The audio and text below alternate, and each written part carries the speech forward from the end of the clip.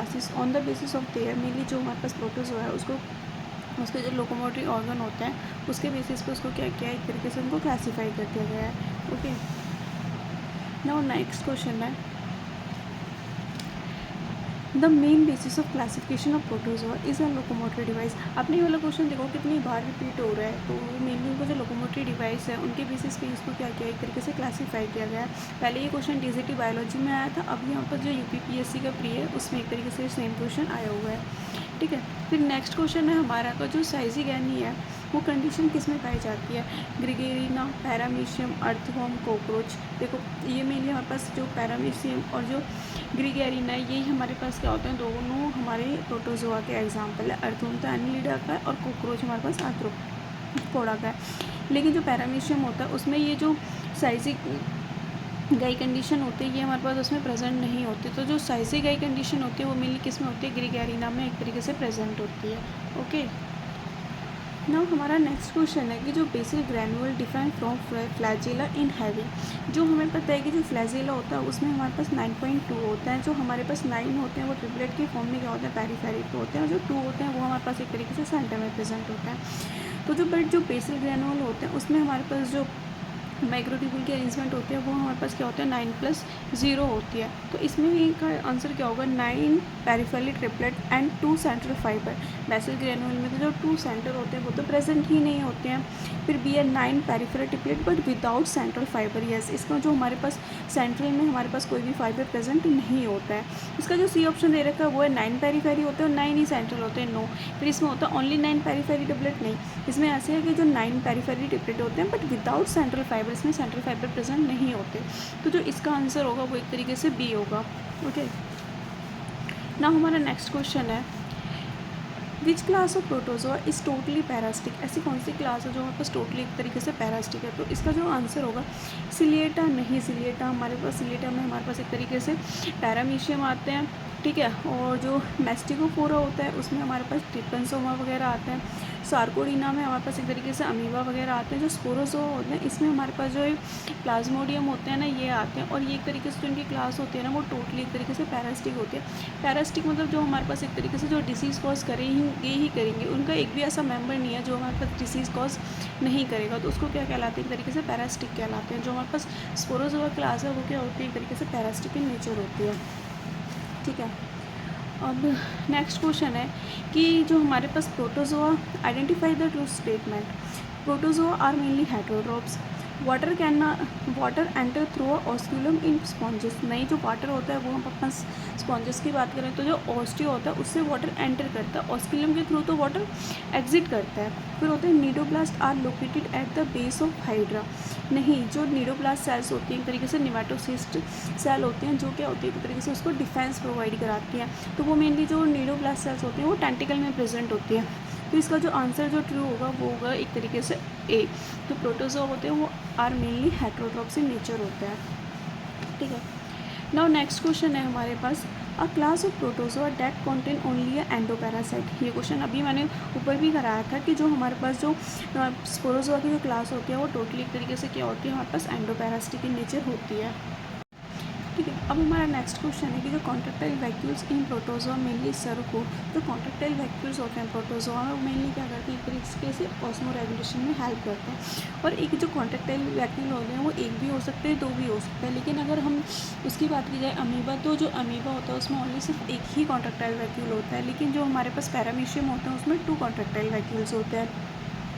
Okay, और जो contractile vacuoles होते हैं वो मेनली जो फ्रेश वाटर प्रोटोजोन्स होते हैं या जो फ्रेश वाटर एनिमल्स होते हैं उन्हीं में हमारे पास जो कॉन्ट्रेक्टाइल वैक्यूल प्रेजेंट होते हैं। जो मैरीन होते हैं उनमें एक तरीके से जो कॉन्ट्रेक्टाइल वैक्यूल होते हैं वो एक तरीके से एब्सेंट होते हैं। ठीक है, नेक्स्ट क्वेश्चन है which of the following is not a pathogenic flagellate. Leishmania, Giardia, Trypanosoma और नॉक्टिलुका। देखो जो लीसमैनिया होता है इससे जो हमारे पास डिसीज़ होती है वो होती है काला आजार, तो ये तो एक तरीके से पैथोजेनिक हो गया। फिर जो जियार्डिया होते हैं उससे हमारे पास जो डिजीज़ को होते हैं वो होती है डायरिया, ठीक है, ये भी पैथोजेनिक हो गया। फिर नाउ थर्ड है हमारे पास ट्रिपन्सोमा। जो ट्रिपन्सोमा होता है उनसे भी हमारे पास कौन सी डिसीज़ होती है, मेनली स्लीपिंग सिकनेस डिसीज़ होती है। तो ये भी क्या हो गया, एक तरीके से पैथोजेनिक हो गया। अब लास्ट बचा हमारे पास कि जो नॉक्टिल्यू का होता है वो एक तरीके से हमारे पास नॉन पैथोजेनिक होता है, ये कोई डिसीज़ कॉज नहीं करता है। ओके, इसका आंसर है डी। नाउ नेक्स्ट क्वेश्चन है हमारे पास, बायोल्यूमिनेसेंस इज एक्सिबिटेड बाय। इसका जो करेक्ट आंसर है वो है सीराटियम। जो सीराटियम होता है वो जो हमारे पास सीराटियम प्रोटोजोन्स होते हैं उनमें एक तरीके से बायोल्यूमिनेसेंस प्रेजेंट होते हैं। टोक्सोप्लाज्म में भी नहीं होती, पैरामीशियम में भी नहीं होती, प्लाज्मोडियम में भी नहीं होती, सिर्फ जो सीराटियम होता है वही एक तरीके से बायोल्यूमिनेसेंस शो करता है। ना हमारे पास जो नेक्स्ट क्वेश्चन है वो है कॉन्ट्रैक्टाइल वैक्यूल इज प्रेजेंट। मैंने आपको ये सभी बताया कि जो यूग्लिना होता है उसमें हमारे पास कॉन्ट्रैक्टाइल वैक्यूल प्रेजेंट होता है। अमीबा में सिर्फ एक कॉन्ट्रैक्टाइल वैक्यूल होता है। वहीं पैरामीशियम की बात की जाए तो उसमें दो कॉन्ट्रैक्टाइल वैक्यूल होता है। तो जो इसका मतलब क्या हो गया कि इन सब में क्या होता है, एक तरीके से कॉन्ट्रैक्टाइल वैक्यूल प्रेजेंट होता है। तो जो इसका आंसर होगा वो एक तरीके से डी होगा। ओके, नाउ हमारे पास नेक्स्ट क्वेश्चन है, जो the correct statement for a contractile vacuoles of amoeba. जो कॉन्ट्रैक्टाइल वैक्यूल्स होता है वो अमीबा में कैसे होता है। देखो, जो कॉन्ट्रैक्शन होती है वो क्या होती है हमारे पास अमीबा में बहुत ज़्यादा फास्ट होती है। फास्ट इसलिए होती है क्योंकि वो अपने प्रे को ताकि जल्दी से कैप्चर कर ले। मान लो अगर उनकी जो सिस्टोल है एक तरीके से उसी को कॉन्ट्रैक्शन कहते हैं, अगर वो हमारे पास क्या होगी, स्लो होगी, तो इतने में क्या होगा, उनका जो प्रेडिटर है वो एक तो तरीके से भाग जाएगा। तो जो सिस्टोल होती है वो क्या होती है, एक तरीके से बहुत तेज़ी से होती है। बट वहीं डायस्टोल की बात करें तो जब उन्हें अपने प्रे को एक तरीके से निकालना है, एग्जिट करना है, तो वो ठीक है, वो ग्रेजुअली प्रोसेस होता है, वो स्लोली करके उसको फैगोसाइड करके निकाल देता है। तो जो इसका आंसर होगा वो एक तरीके से बी होगा। जो सिस्टोल होती है वो बहुत जल्दी से होती है, सडन होती है, बट वहाँ डायस्टोल होती है वो एक तरीके से ग्रेजुअल होती है।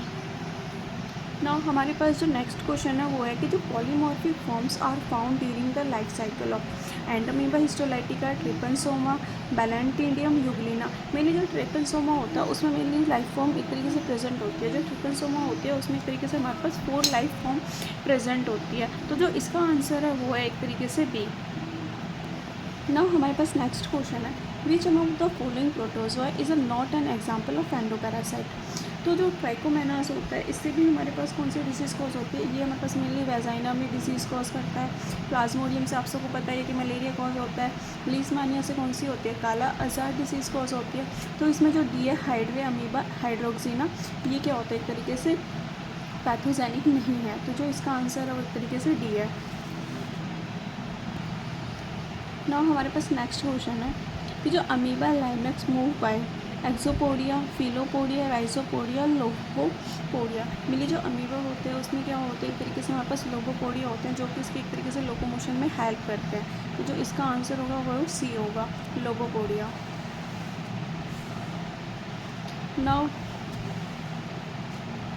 नाउ नेक्स्ट क्वेश्चन है हमारे पास, classification of protozoa is based on skeletal, pellicle, contractile vacuole and locomotory organ. मैंने ये वाला सेम क्वेश्चन कितनी बार रिपीट हो चुका है। तो जो हमारे पास क्लासिफिकेशन ऑफ प्रोटोजोआ है वो मेनली किसके बेसिस पे किया गया है, उसके जो लोकोमोटरी ऑर्गेनल होते हैं उसके बेसिस पे उसको एक तरीके से क्लासीफाई किया गया है। Locomotory organ are absent in the class of sporozoa. जो स्पोरोजोआ क्लास होता है उसमें तो एक तरीके से जो लोकोमोटरी ऑर्गन होते हैं वो एब्सेंट होते हैं। और जो स्पोरोजोआ क्लास है वही एक ऐसी क्लास है जो कि टोटली या फुल्ली जो होते हैं उसके जितने भी मेम्बर होते हैं वो एक तरीके से पैथोजेनिक होते हैं और एक तरीके से एंडोपैरासाइट होते हैं। ठीक है, फिर नेक्स्ट क्वेश्चन है, hyaline cap of pseudopodium of amoeba is made up of. जो हाइलिन कैप होते हैं मेनली अमीबा में क्या होती है, एक तरीके से हाइलिन कैप प्रेजेंट होती है। जो अमीबा होते हैं उसमें कोई भी हमारे पास पैलिकल या प्रोटीन की लेयर प्रेजेंट नहीं होती। तो जो अमीबा होता है इस तरीके से उसकी एक तरीके से ना मॉर्फो, एक तरीके से उसकी शेप डेफिनेट शेप भी नहीं होती है। तो जो अमीबा होता है इसी वजह से जो अमीबा होता है वो एक तरीके से इमोर्टल होता है। और उसकी जो आउटर लेयर होती है एक्टोप्लाज्म, वो क्या करती है, एक तरीके से कैप फॉर्म करती है, जिसको क्या कहलाते हैं, एक तरीके से हाइलिन कैप कहलाते हैं। नाउ हमारा नेक्स्ट क्वेश्चन है, one reason for putting protozoa under kingdom animalia is they are motile, sexual reproducing, parasitic, mainly heterotrophic. तो मेनली जो प्रोटोजोआ होता है उसको एनिमल के अंडर क्यों रखा गया है, जो कि जो प्रोटोजोआ होते हैं वो मेनली एक तरीके से मोटाइल होते हैं। ऐसा नहीं है कि उनके सारे मेंबर ही एक तरीके से हेट्रोट्रॉपिक हो जाते हैं। यूग्लिना होता है वो हमारे पास मिक्सोट्रॉपिक शो करता है, वो अपना खाना बना भी सकता है और एक तरीके से दूसरे से ले भी सकता है। इसलिए जो यूग्लिना होता है वो क्या होता है, एक तरीके से हमारे पास कनेक्टिंग लिंक होता है बिटवीन प्लांट एंड एनिमल में। सेक्सुअली रिप्रोडक्शन तो इनमें नहीं होता है, और बट हाँ पैरासिटिक ज़रूर होते हैं, बट ये हमारे पास रीज़न नहीं है कि उनको एनिमेलिया में रखा गया। उसका जो मेन रीज़न है इनको एनिमेलिया में रखा गया है, इसका मेन रीज़न है कि ये मोटाइल होते हैं। ठीक है, जो इसका आंसर होगा वो होगा एक तरीके से ए। ना हमारा नेक्स्ट क्वेश्चन है कि जो sol gel theory to explain locomotion in amoeba was propounded by, जो हमारे पास सोल-जेल थ्योरी है वो जो हमारे पास वो प्रेजेंट की थी वो हाइमन ने प्रेजेंट की थी, लेकिन जो मास्ट और पेंटिन थे उन्होंने उसको क्या करा था, एक तरीके से सपोर्ट किया था। तो इसमें जो मास्ट और पेंटिन है वो क्या होते हैं, एक तरीके से सोल-जेल थ्योरी के एक तरीके से सपोर्टर होते हैं। तो इसका जो आंसर होगा वो एक तरीके से सी होगा। डेलिंगर, वेनर और सीलर ने एक तरीके से थ्योरी प्रोड्यूस नहीं की थी। Next question is which of the following is shell amoeba. इसका जो आंसर है ए मतलब कि अर्सेला, जो अर्सेला हो गया, डिफ्यूजिया हो गया, एल्सीडियम हो गया, इन सब में क्या होता है, एक तरीके से शेल अमीबा होते हैं। इनमें क्या होता है, जितने भी ऑर्गेनिज्म होते हैं इनमें एक तरीके से शेल प्रेजेंट होती है। तो जो इसका आंसर होगा वही होगा A, Arcella. Now next question है हमारे पास कि जो रेनी और Miescher corpuscle are associated with, जो रेनी होते हैं और जो एक तरीके से मिक्सचर कॉर्पस्कल होते हैं वो हमारे पास किससे एसोसिएटेड होते हैं। जो इसका आंसर होगा वो होगा डी, जो सार्कोस्पोरिडिया होते हैं उसमें क्या होते हैं, एक तरीके से रेनी और मिक्सचर जो कॉर्पस्कल होते हैं वो एक तरीके से प्रेजेंट होते हैं। तो इसका जो आंसर है वो एक तरीके से डी है। नाउ नेक्स्ट क्वेश्चन है कि जो हमारे पास एंटमीबा हिस्टोलाइटिका होता है उसमें हमारे पास कितने सूडोपोडियम प्रेजेंट होते हैं। जो एंटमीबा हिस्टोलाइटिका होता है उसमें हमारे पास सिर्फ एक ही सूडोपोडियम प्रेजेंट होता है। तो जो उसका करेक्ट आंसर होगा वो होगा ए। नाउ हमारे पास नेक्स्ट क्वेश्चन है कि जो मॉर्फोलॉजिकली एंड अमीबा हिस्टोलाइटिका ओकर in how many distinct form. Mainly जो एंटमीबा हिस्टोलाइटिका होता है उसकी कितनी फॉर्म प्रेजेंट होती है। इसका जो करेक्ट आंसर है वो है 3। तो मेनली जो एंटमीबा हिस्टोलाइटिका होता है उसकी जो उसमें क्या होते हैं 3 फॉर्म होते हैं। मेनली ट्रोफोजोइड्स हो गया, प्रीसिस्ट हो गया और सिस्ट हो गया। तो ये इस तरीके से इसमें क्या होते हैं 3 फॉर्म प्रेजेंट होती है। नाउ नेक्स्ट है हमारे पास जो Entamoeba histolytica has a 1 contractile vacuole, 2 contractile vacuole, 3 contractile vacuole, contractile vacuole absent. जो एंटमीबा हिस्टोलाइटिका होता है उसमें हमारे पास कॉन्ट्रैक्टाइल वैक्यूल एक तरीके से एब्सेंट होता है। जो हिस्टोलाइटिका होता है उसमें कोई भी कॉन्ट्रैक्टाइल वैक्यूल प्रेजेंट नहीं होता है। इसका आंसर है डी। नाउ नेक्स्ट क्वेश्चन है हमारा contractile vacuole is locking in which of the following protozoa. इसका जो अभी ऊपर भी आपने क्वेश्चन किया था कि जो हमारे पास एंटमीबा हिस्टोलाइटिका होता है उनमें कोई भी कॉन्ट्रैक्टाइल वैक्यूल नहीं होता है। क्यों? क्योंकि ये हमारे पास जो होते हैं ऑर्गेन्स के अंदर पाए जाते हैं। तो वहाँ पे वैसे ही एक तरीके से क्या होता है आइसोटोनिक इन्वायरमेंट होता है। तो हमारे पास इनको जो हिस्टोलाइटिका होता है उनको एक तरीके से किसी भी कॉन्ट्रैक्टाइल वैक्यूल की ज़रूरत ही नहीं पड़ती है। तो इस वजह से इनमें कॉन्ट्रैक्टाइल वैक्यूल प्रेजेंट नहीं होता है। तो इसका आंसर हो गया ए। नाउ नेक्स्ट क्वेश्चन है हमारे पास contractile vacuole is absent in. जो कॉन्ट्रैक्टाइल वैक्यूल होता है वो किसमें प्रेजेंट नहीं होता। अभी सेम क्वेश्चन आपने पहले भी किया था कि जो एंटमीबा हिस्टोलाइटिका होता है उसमें हमारे पास कॉन्ट्रैक्टाइल वैक्यूल प्रेजेंट नहीं होता है। ठीक है, नाउ हमारे पास नेक्स्ट क्वेश्चन है कि जो infective stage of Entamoeba histolytica. Mainly जो हमारे पास एंटमीबा हिस्टोलाइटिका की ऐसी कौन सी स्टेज है जो क्या करती है एक तरीके से ऑर्गन्स को इन्फेक्ट करती है। तो जो टेट्रान्यूक्लिएट इसकी जो सिस्ट होते हैं जिससे मेनली मैंने अभी बताया था कि इसकी मेनली 3 फॉर्म होती हैं। एक होती है इसकी ट्रोफोजोइड स्टेज, एक होती है इसमें प्रीसिस्टिक स्टेज, एक होती है यहाँ पर सिस्टिक स्टेज।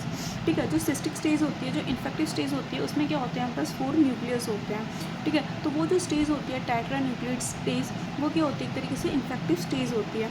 तो इसका जो आंसर होगा वो क्या होगा सी होगा। ठीक है, now same question the infective stage of Entamoeba histolytica is क्या और कौन सी होती है टेट्रान्यूक्लिएट फॉर्म होती है। Okay, how many now next question है how many nuclei are found in mature cyst of Entamoeba histolytica. जो इसकी इन्फेक्टिव स्टेज होती है उसमें 4 न्यूक्लियस प्रेजेंट होती है। वो क्या होती है एक तरीके से टेट्रान्यूक्लिएट स्टेज होती है जो इन्फेक्ट करती है। बट वहीं जब उसकी मैच्योर स्टेज होती है उसमें क्या होता है एक तरीके से 8 न्यूक्लियस प्रेजेंट होते हैं। तो एक तरीके से डबल हो जाते हैं। तो इसमें क्या होता है इसका जो आंसर होगा वो होगा B8। Now next question the excretion in entamoeba histolytica take place by, देखो जो एंटामीबा हिस्टोलाइटिका होता है उसमें कॉन्ट्रैक्टाइल वेहिकल तो प्रेजेंट होते ही नहीं है, तो इसमें जो एक्सक्रीशन होगा वो मेनली जो जनरल बॉडी सरफेस है उसी की हेल्प से इसमें क्या होगा, एक तरीके से एक्सक्रीशन होगा।